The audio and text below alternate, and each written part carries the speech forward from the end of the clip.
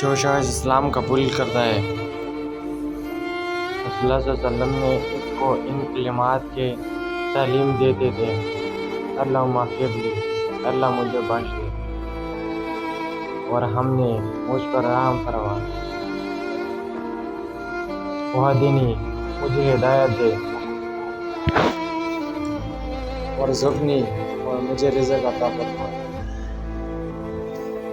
اے اللہ، تو مردگان اسلام کی مغفرت فرما، مریضوں کو شفا کا میلہ عطا فرما،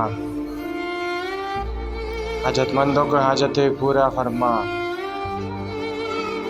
ہمیں علم نافع عطا فرما اور اس پر عمل کرنے کی توفیق عطا فرما۔